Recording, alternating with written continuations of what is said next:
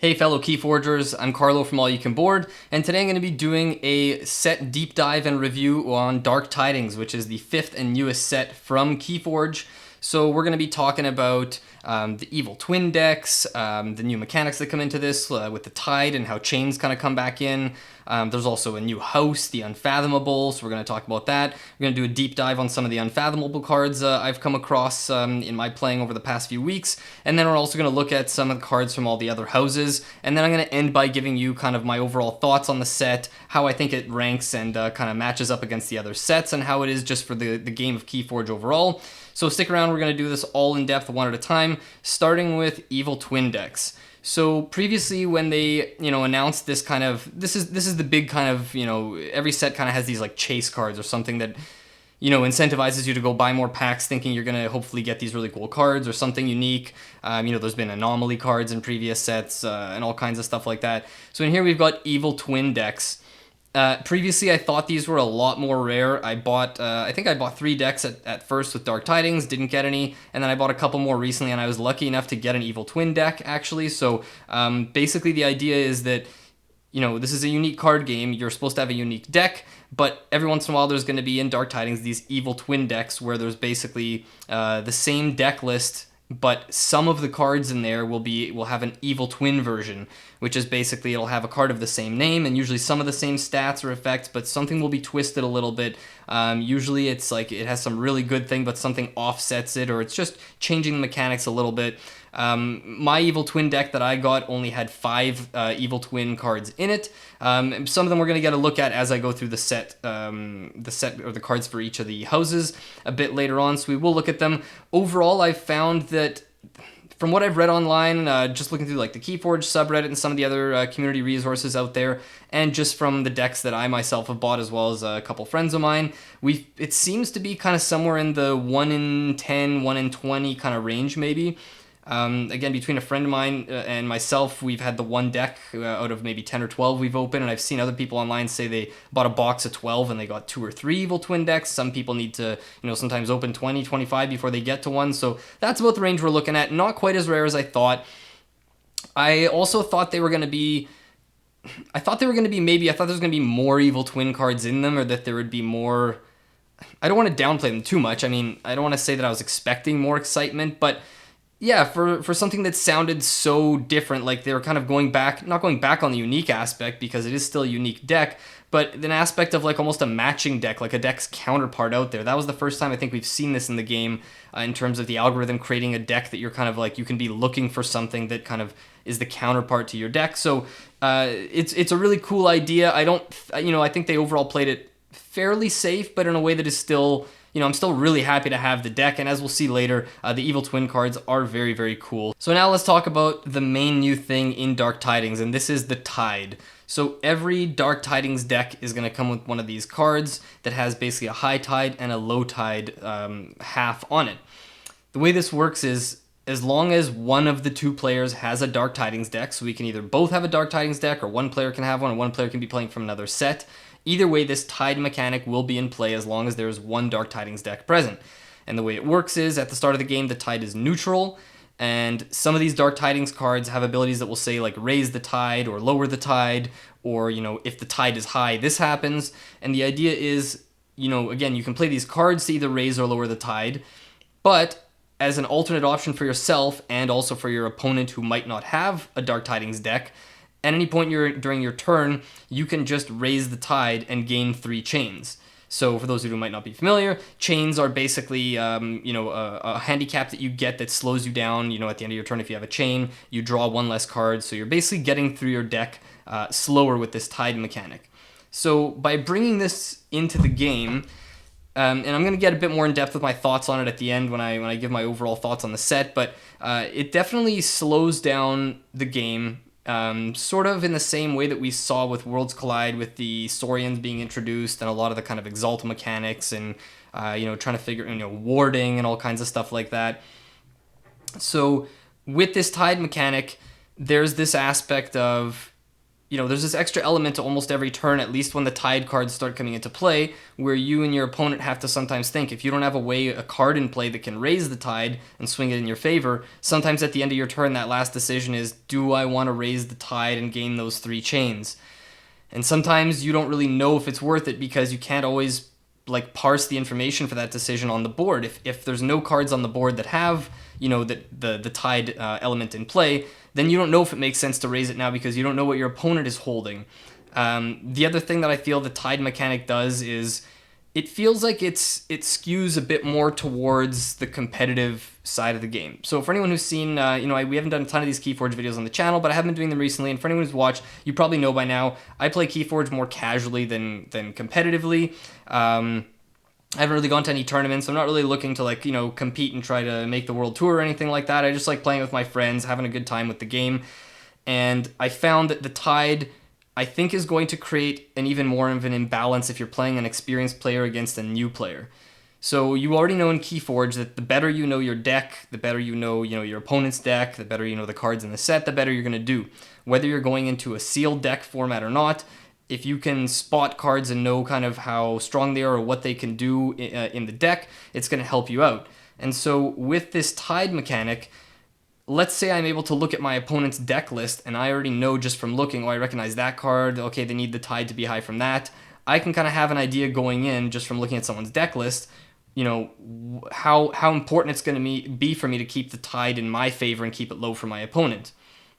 Whereas someone who's new to the game, who doesn't know, they don't recognize the cards in their deck, they haven't played their deck a lot kind of thing, they might not really know, and if they see on the board that there's nothing that immediately affects them, they might just think, oh, whatever, it's not worth it, I don't need to raise the Tide, not knowing that you might have a card in your hand that's really takes advantage of having the high Tide. So I feel like not only are you at a disadvantage if you don't know your deck as well, but also just if you're newer to the game. So, that was already the case, but I just feel like it widens that gap a little more. So for the competitive scene, I think it's going to be really good. For casual players, it can be cool to kind of experiment a little bit and try it out. But I think ultimately if you're a casual player and you only have a couple decks here and there, I don't think you're always going to want to play with the Tide mechanic. I do like that it brings chains kind of back to the forefront a little bit. We saw more stuff with chains, I think, in Call of the Archons at the start, and some of the sets after that were a little light on stuff that would gain you chains as a consequence for your actions. And in here, I do like that dynamic. It is an interesting, again, if you're okay with it slowing down the game a bit, it is cool sometimes to look at the board and try and figure out, it's rewarding when you make that decision to gain the 3 chains and raise the Tide and you see it pay off because it's a gamble. And I've had a game with a friend the other day where we just kept stubbornly paying or gaining 3 chains to raise the Tide, gain 3 chains to raise the Tide. But looking back on it, we were kind of, looking back on the game afterwards and realized we kind of had to do that because it kept putting the pressure on the other person based on the cards that were out there. And as you're going to see when we go through some of these cards, sometimes the cards on the board really make it important that you have to do that. But it is something that it makes the game almost all about the Tide. Maybe not from the very first turn until those cards are in play, but once the Tide is in play, either with creatures or an artifact, it tends to be every single turn of the game, you've got this aspect of the Tide lurking in the background. So I think it's a good addition to the game. I think it was a cool thing to kind of switch things up, give this set a different style of play and a different mechanism that here's the other thing. We don't really know if this is going to stick around. Unfathomable obviously isn't here just for this set. I don't know if they're going to keep the Tide in future sets, and if so, if it'll just be tied to Unfathomable, because there are other houses that still use it. So, that's about it for the Tide mechanic now. We'll touch on that again at the very end, but next up, we are going to look at Unfathomable as a house. So, Unfathomable has replaced Dis. I'll just quickly touch on the 3 houses that are now missing from Dark Tidings are Dis, Mars, and Brobnar. So Unfathomable comes into play as a kind of a control house as a replacement to Dis. So they have a very kind of slow play style. They're there to kind of get in their opponent's way, slow them down by exhausting their creatures or saying that their creatures don't ready, they stay exhausted.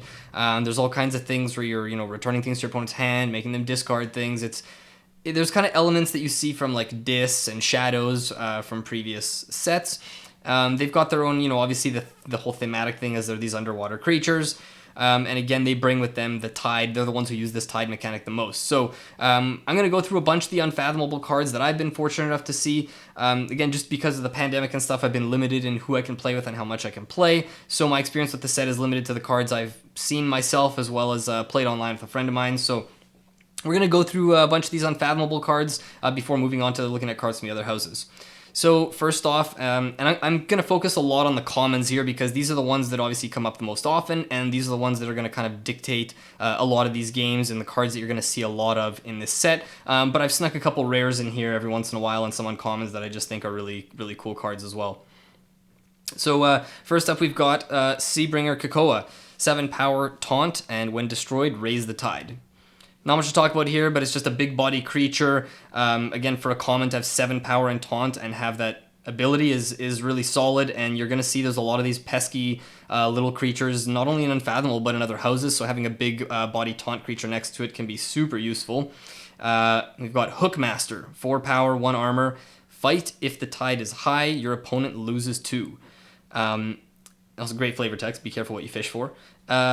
So this is another, going back to what I said about slowing your opponent down, right? If the tide is high, your opponent loses 2, so you're just, chipping away at their amber supply, getting them to take longer to forge keys, obviously. We've got Rakuzal's Chant next up, so it's got the amber bonus icon in the corner. Play is exhaust a creature. If the tide is high, exhaust each creature instead. So you can see the power here already. Even if it was a first turn card and there's no creatures in play, you're getting the amber on its own. Bonus is exhaust a creature. You're almost always going to be able to do this to one of your opponent's creatures. And if the tide is high, so you can play around with this too. And it says, exhaust each creature instead. You could fight with some of your creatures so that you knock off as many of your opponent's creatures as you can. And then once yours are already, exhausted, you can play this to exhaust the rest of your opponent's creatures. So cool stuff for a common. I really like it. Next up, we've got Bubbles, 5 power. When it comes to play, put an enemy creature on top of its owner's deck.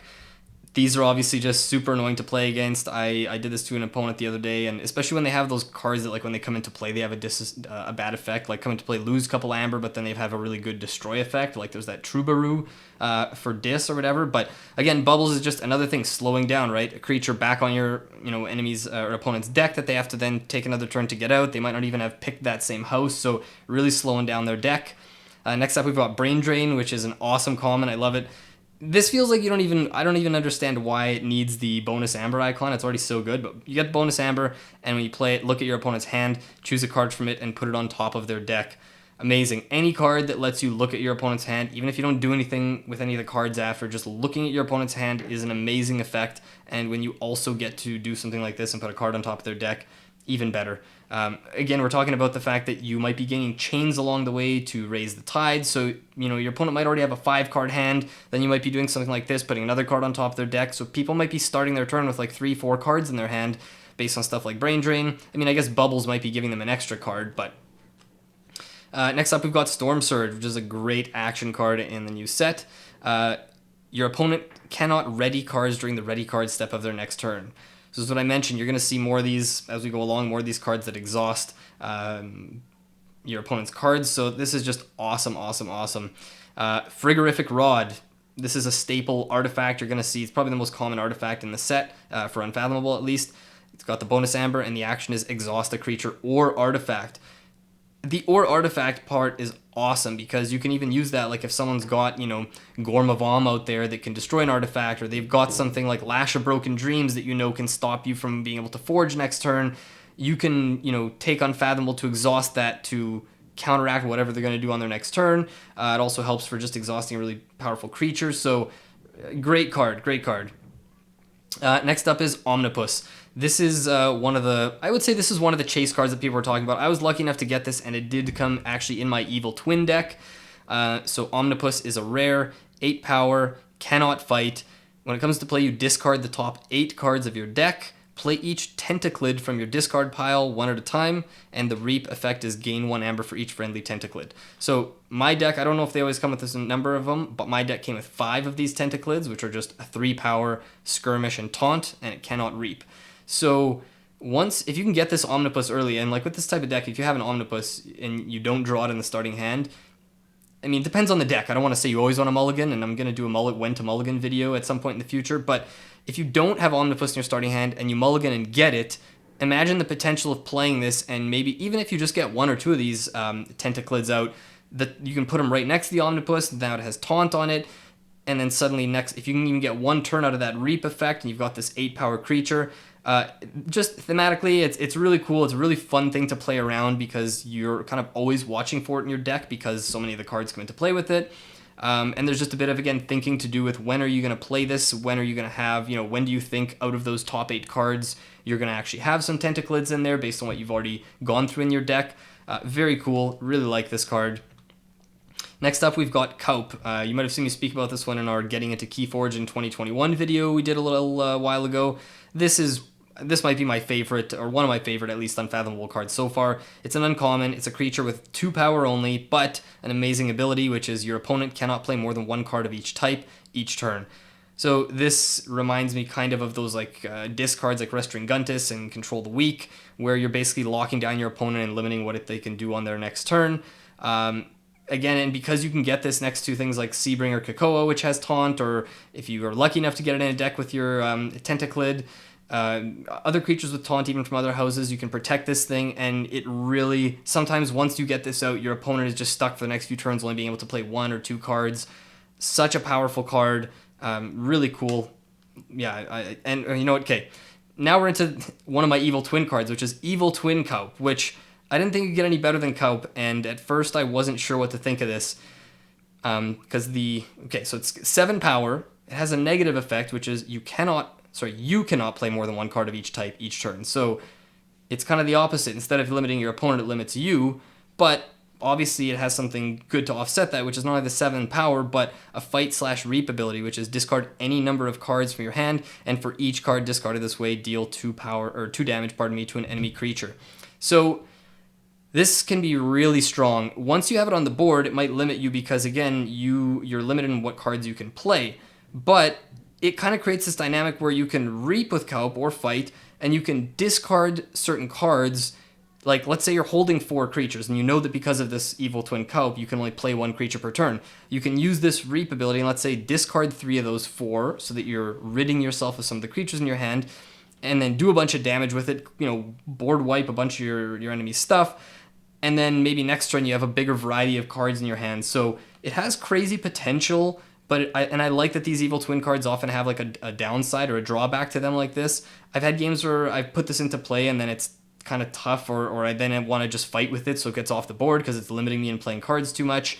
And unfortunately, I will say right now, the other thing is I got this in the same deck as my Omnipus, which once you have Kaup, if you play Omnipus, that play effect where it says play any of the Tentaclids that you get from the top of your deck, because you can only play 1 creature, as soon as you play that Omnipus, that's your creature for the turn, and all those Tentaclids will just go into your discard pile. So I've got a bit of anti-synergy, unfortunately, with my Omnipus and Evil Twin Kaup, which it's unfortunate to get the anti-synergy when you get an awesome chase card and you get an Evil Twin deck like that, but just because of how fun they are to play, I don't even care. The deck doesn't have a particularly high SAS score, but still just a lot of fun to play with. So alright, so now we're going to go through each of the houses, and we're going to look at about probably 5 to 10 cards for each house, just to give you guys a little bit of a taste of what's out there. Some of these I'm going to try not to spend too much time on, but let's start with Shadows.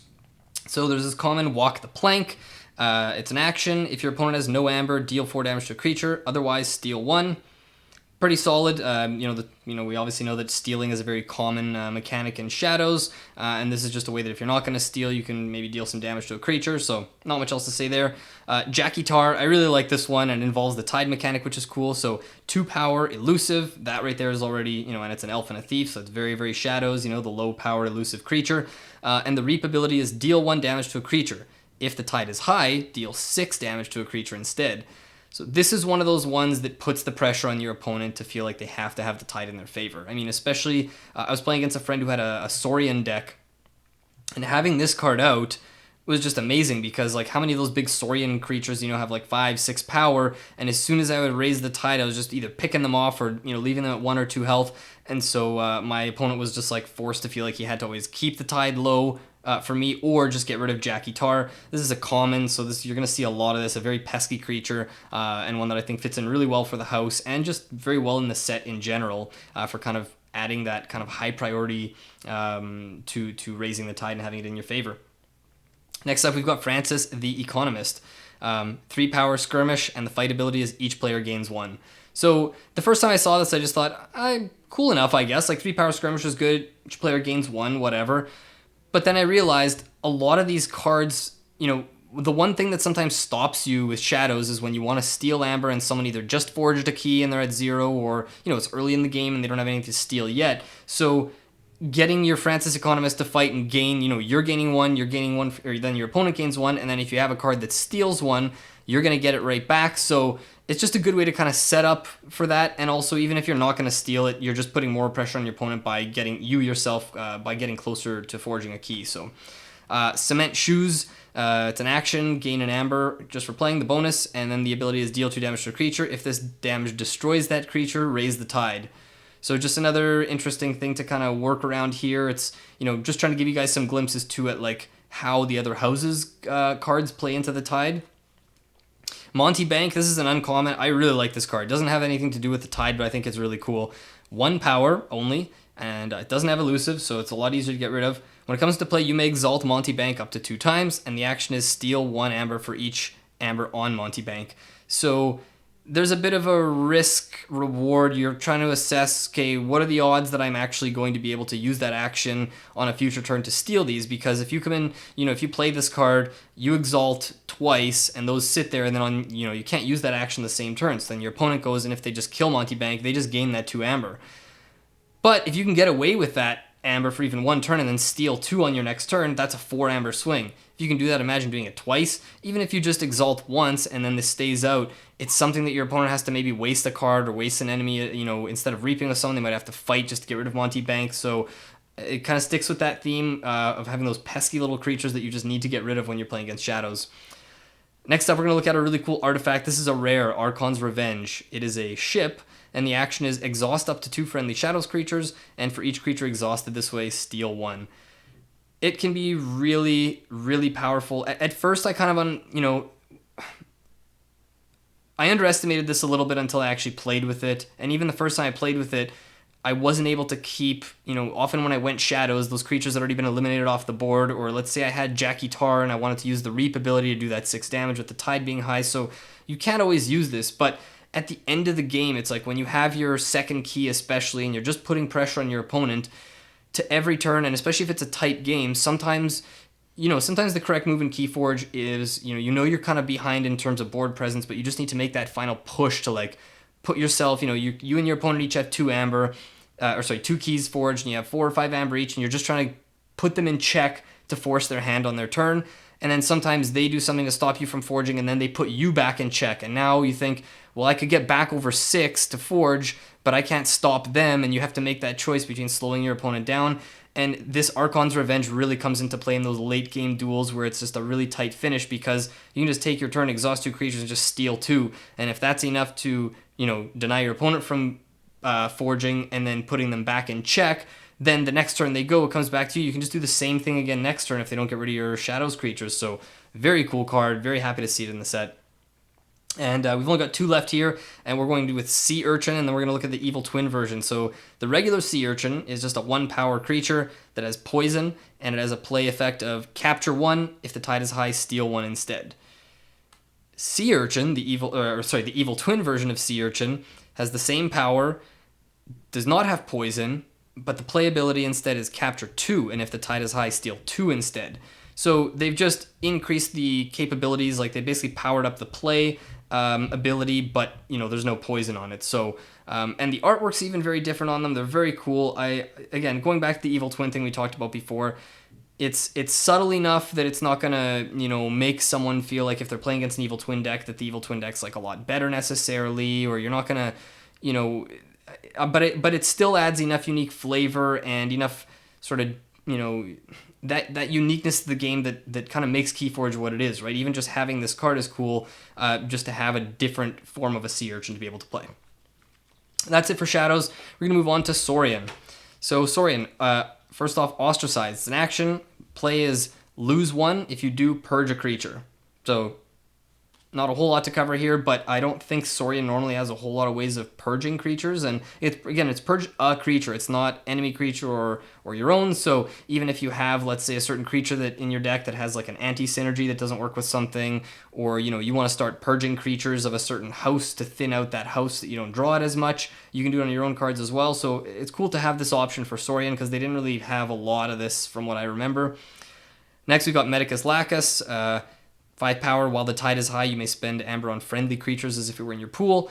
This is kind of similar. We've seen a lot of other Saurian cards that have cards, that's the whole point to an extent of the Exalt mechanic, is getting Amber on your creatures so that if they, die off, that Amber goes to your opponent. But if not, you can, if you can use it to gain, use that Amber for one of your own abilities first. We've also got Faust the Great, which has a kind of similar thing with Amber, but this one is your opponent's keys cost +1 Amber for each friendly creature with Amber on it.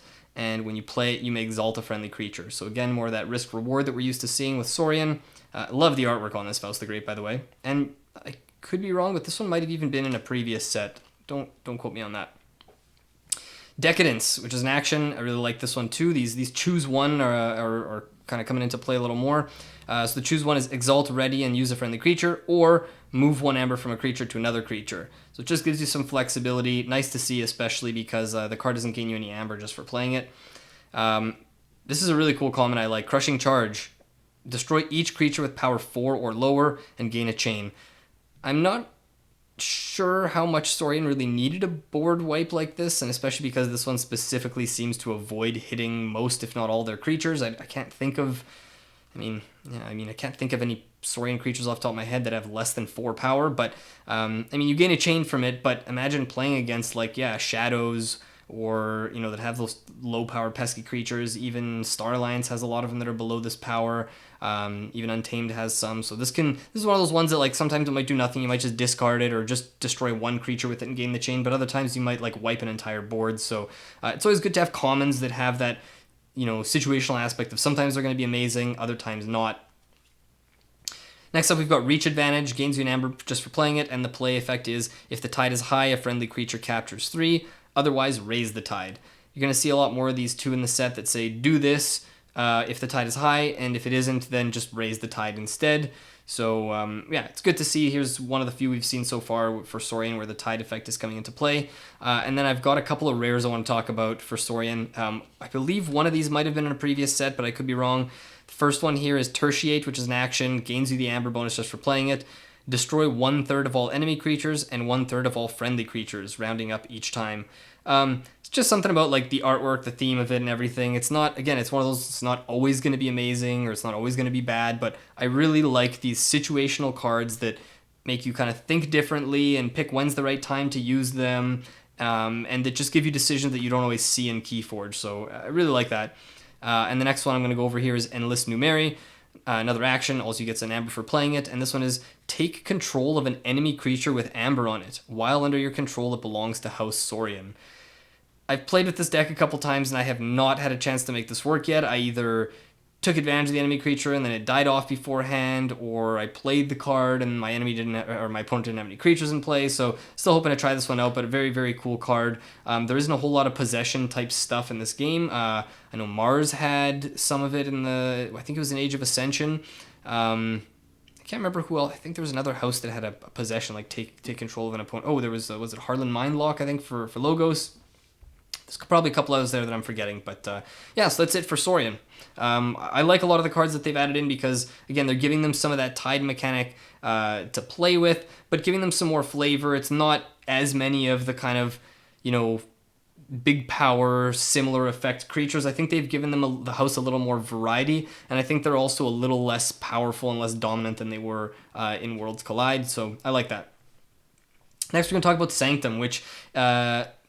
spoiler alert, I guess, if you haven't seen my house rankings video for KeyForge, but Sanctum is one of my least favorite houses in the game, and I think part of that is because I've had a lot of decks with Sanctum, and they've have a similar feel across a lot of the sets, and I just find them not as interesting as some of the other houses to play, but the change in Dark Tidings is what prevented them from being probably my bottom, my 10th ranked house in that rankings video, because some of these cards I think have brought them back in an interesting way that has made me actually kind of happy to have Sanctum in some of these new decks again. So we're not going to look at too many Sanctum cards, but we'll go over a few here. First being an action which is called Strange Ordination.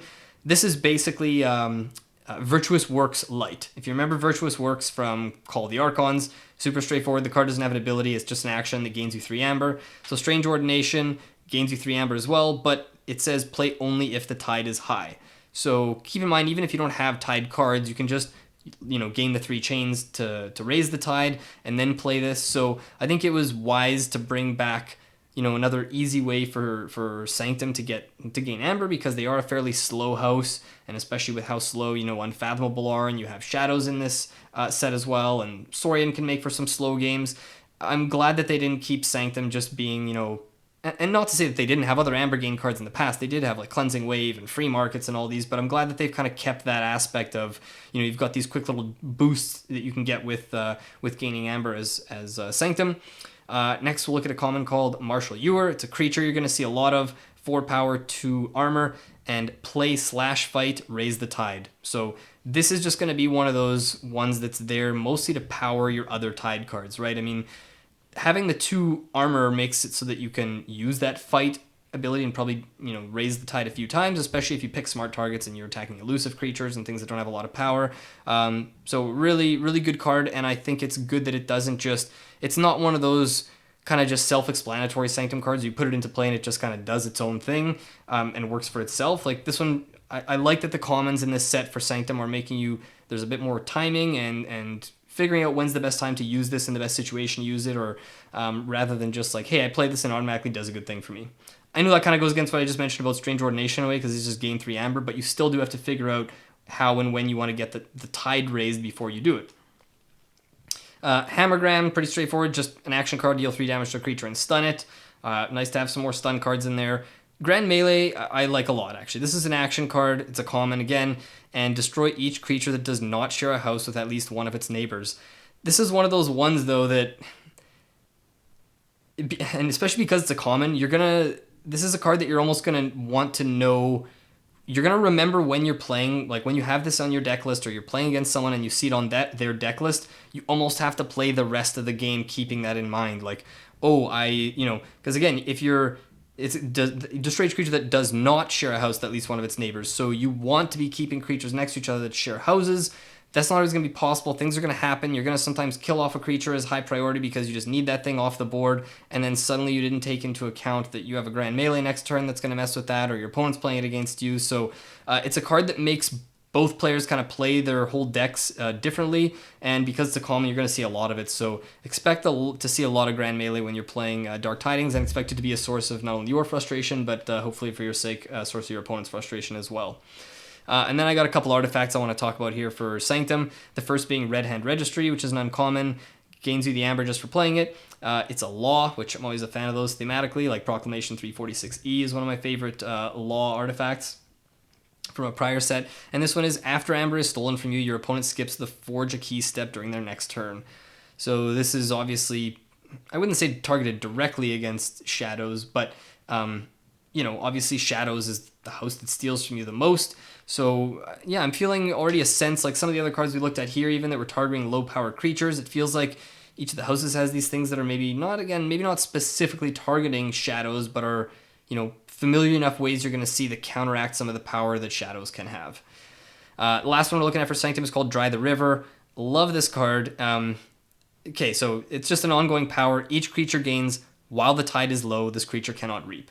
So it does slow the game down in some ways, because again, if either player wants to reap, they're going to have to raise the tide first. But this is a cool one that once you get this into play, and I think the last time I played against a friend with this deck, I played this on the first turn, so the whole game, and he didn't have any way of getting rid of artifacts, so the entire game we were playing with this card. So the whole game, every turn was always, do I want to pay to raise the tide? We just had so many chains. The game took a while, but it was also, it felt that back and forth. It was a tight, like kind of slugfest.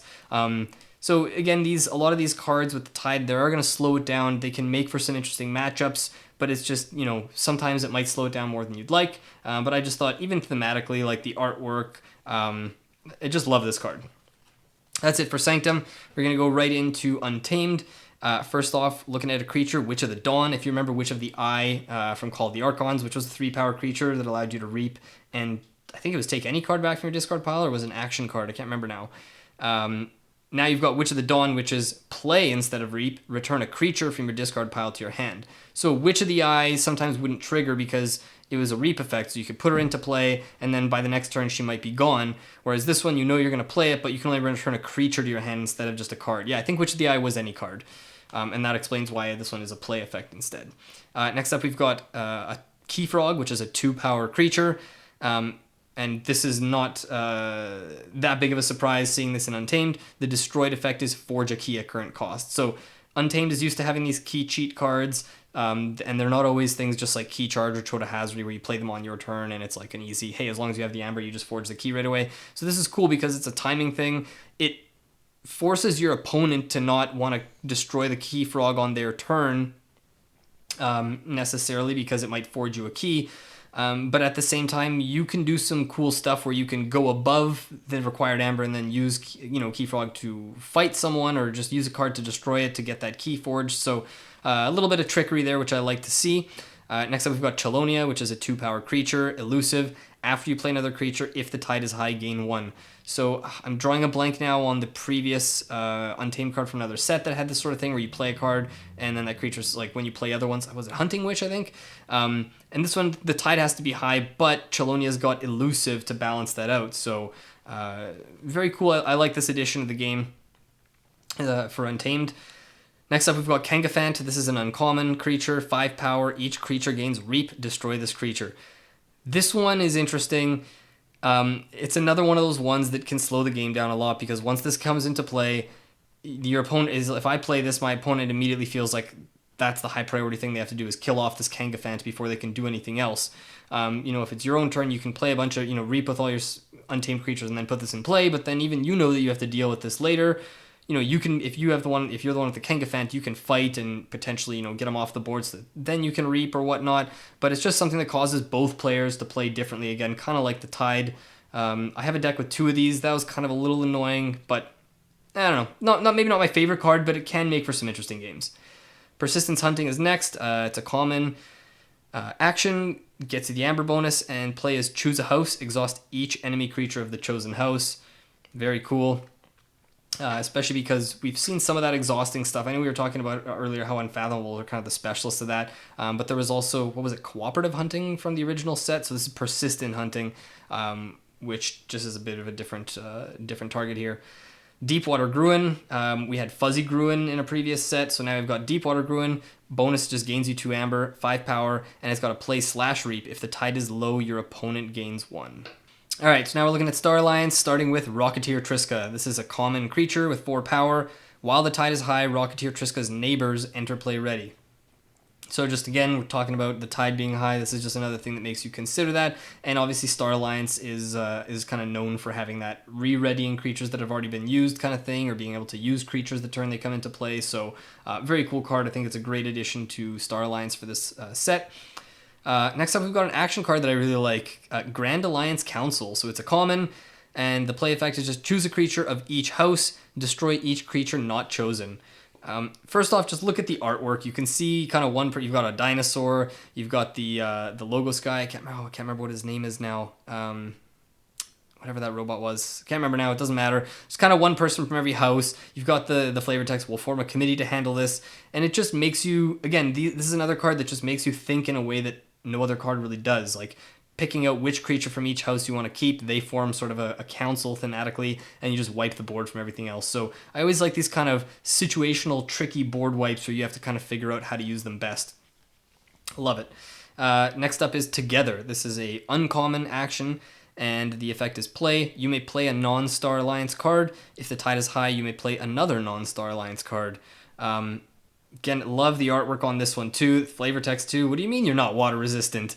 It's just one of those ones, again, we're always talking about how the Star Alliance lets you play non-Star Alliance cards. It's kind of a supporty type house, similar to Logos, where it lets you get through your stuff quicker. And this just fits into that theme perfectly and has again, it lets you do 1, but if you raise the tide, it lets you play another one. So I really like that.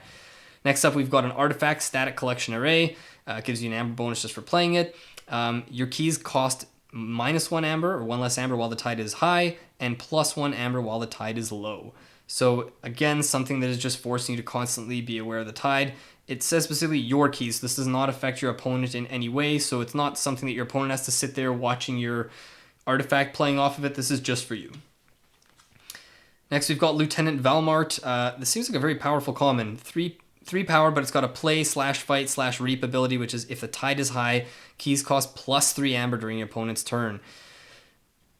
Excellent. I mean, just one of those ones, because it's got the play, fight, and reap, it's something you can use multiple times, something that's going to force your opponent to really want to keep that tide low for you.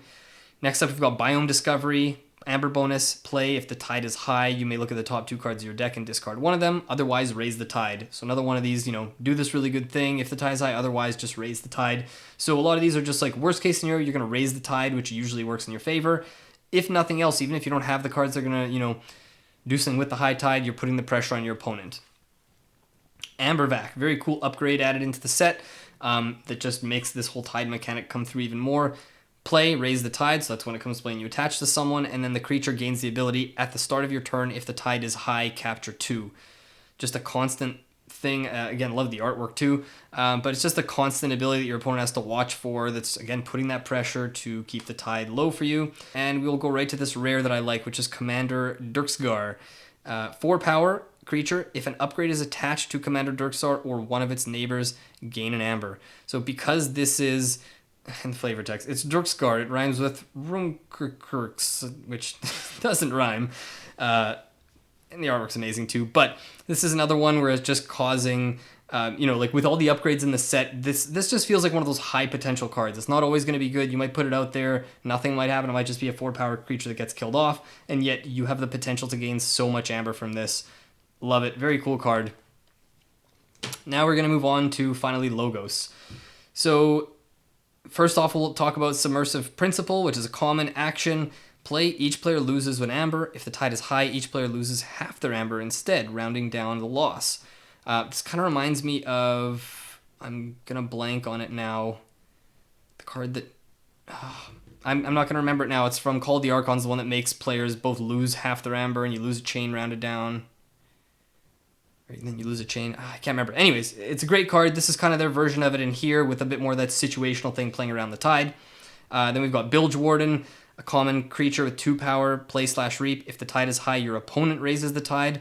Otherwise, you raise the tide.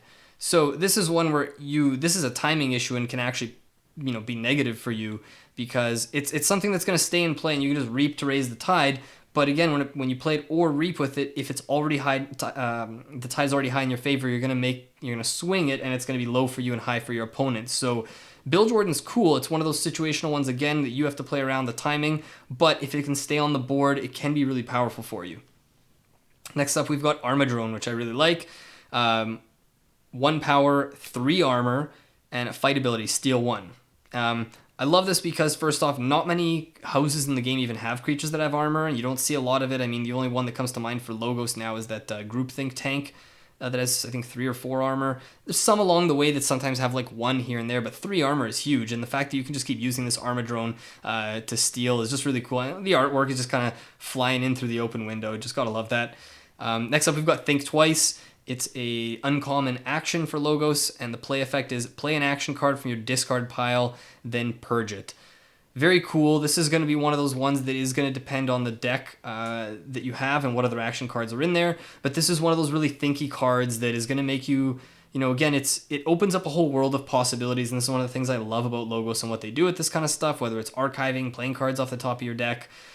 Because it's not only for Logos cards, so depending on what other actions you have from other houses, you might have a key cheat card in your discard pile, or you might have something that allows you to like steal amber at the perfect time, so you can pick Logos, but then still, maybe play a Shadows card from your discard pile to steal amber to stop someone from forging. So think twice. I love these types of cards. This is one of my new favorite cards in the set for sure. Next up, we've got Information Exchange, so it's another common. This is an action. Play is steal 1 amber. If your opponent stole an amber from you on the previous turn, steal 2 instead. So not much to talk about, but it's just nice to see Logos has a bit more, or still has some of those steal effects like they had with, was it Cutthroat Research in one of the previous sets. Next up, we've got Final Analysis. This is a very cool card.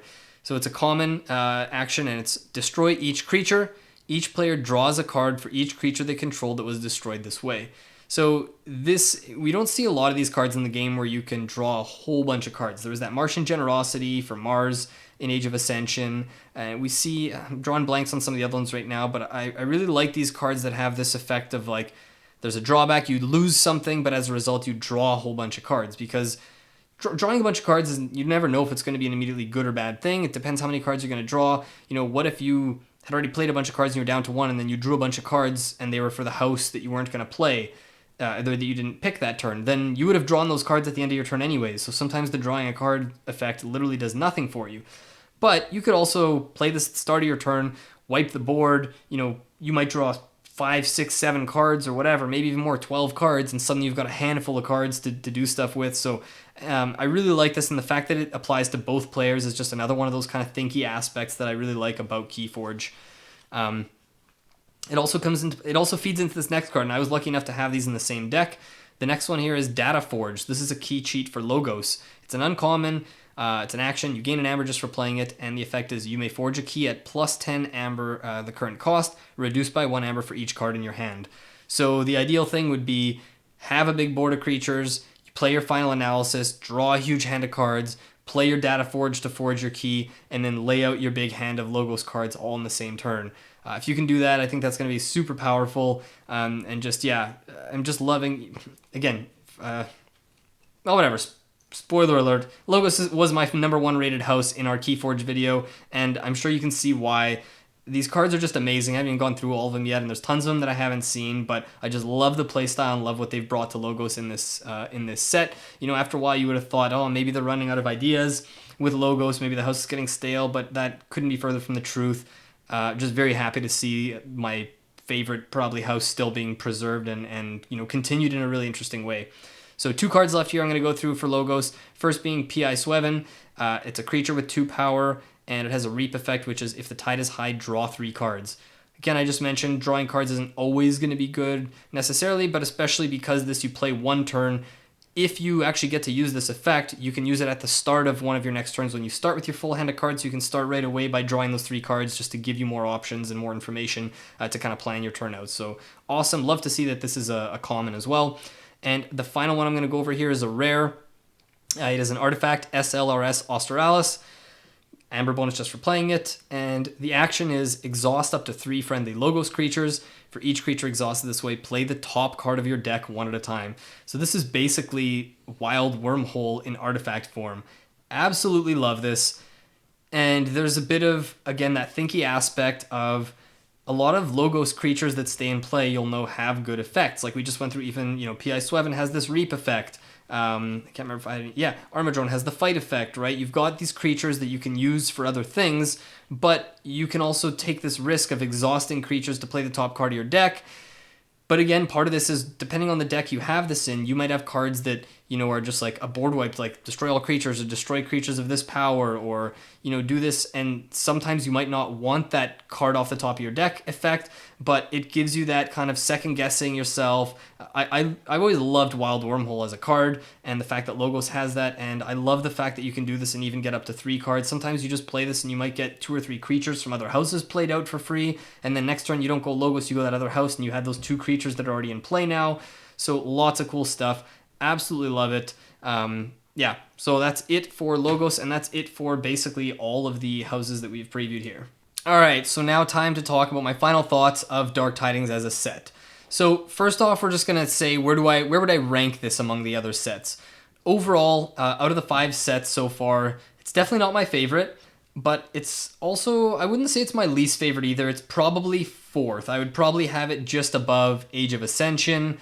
But it's a little early to tell. I might still, you know, my #1 is definitely Mass Mutation, and my 2 and 3, I'm not really sure what order. I probably have Call of the Archons and Worlds Collide, and then this would probably be next before getting to Age of Ascension at the bottom.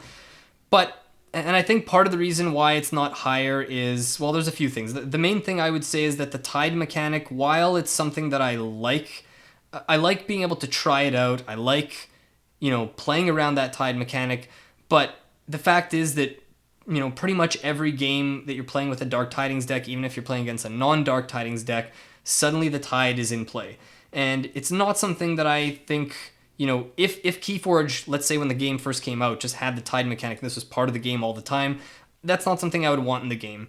I think it's good that they just brought it in for one set. I don't know what plans they might have for continuing it onto future sets, whether that's either just through the Unfathomable house or other houses. Maybe it'll make a return, down the line in one set, but it's not going to be in the next few. I honestly don't really know. By the way, if anyone, I know there's tons of you guys out there who are listening to podcasts all the time and all kinds of stuff. If you have any info about this, if you know about, if the tide mechanics bound to reappear if in the future, please let me know. But yeah, I like it. So here's where it is. I think if you're someone who is only going to get a couple of decks, or you don't play KeyForge that often, let's say, I don't think this set is necessarily tailored to a new player. I think for new players, this is one of the worst sets you can start with, because not only are you going to then, again, if you just buy one or two Dark Tidings decks, and even if you have one or two from other sets, if half your decks or more than half your decks are from Dark Tidings, you know that you're going to play a lot of games where that mechanic comes into play. And not only is it going to skew you to playing those kind of tide-based games way more often, but also as a new player, like I mentioned, there's kind of an emphasis with this set and with the tide on having to know your own deck better, know your opponent's deck better, know the dynamics of the cards, have an idea of how many cards in this deck actually play off the tide, what's the importance of me having the tide be high, when can I risk, just letting it stay high for my opponent and not taking the change. So I think for beginners and people who are just casually into the game and don't have a lot of decks, maybe it's worth picking up one or two kind of thing to just have. But for me personally, it's not something where I want to always play with the tide. Sometimes you just want to match up decks from other sets with your friends or whatever. So that's something definitely to keep in mind. The other thing I'll say about the set, I mentioned about the Evil Twin decks. They played it maybe just a little safe. I think maybe it's because we're sort of coming off the high of Mass Mutation, and Mass Mutation, I maybe not exceeded expectations, because I think most people were very excited for it, but I didn't really expect before it came out for it to end up being my favorite set, and I think they absolutely crushed it with Mass Mutation, and having the giant creatures and the enhancements was just such a cool addition to the game. And so when Dark Tidings was announced, I was really excited. The Evil Twin deck sounded really cool. The tide mechanic sounded really interesting too. And I think even though I do like the tide mechanic and what it brings and gives you some variety for those of us who are playing a lot and have a lot of decks, it's nice to kind of have that in play every once in a while. Ultimately, I still think that it didn't quite live up to being as exciting as I thought. After a while, the tide mechanic is cool, but I'm like, okay, I kind of want a break. I want a few games now where we're not playing with the tide. I don't want to always have to make that decision about the tide and whether I want these chains. So yeah, that's definitely something to keep in mind. I think for sealed play, it'll be very interesting, because with sealed deck, you never know what your opponent... So both players are kind of on more even ground. There isn't going to be that skewed thing I was talking about with a more experienced and less experienced player. I mean, yeah, if someone has played a bunch of Dark Tidings decks and they're going to a sealed game against someone who's never played the game, sure. But for the most part, I think sealed is going to be maybe the most fun way to play this. And I might even do something like that where it's in the future, I might just buy a box of Dark Tidings decks and just have a sealed deck tournament so you can play out that mechanic and have it, be fresh, where you don't know how to play around your opponent's deck and know which cards are going to have that tide.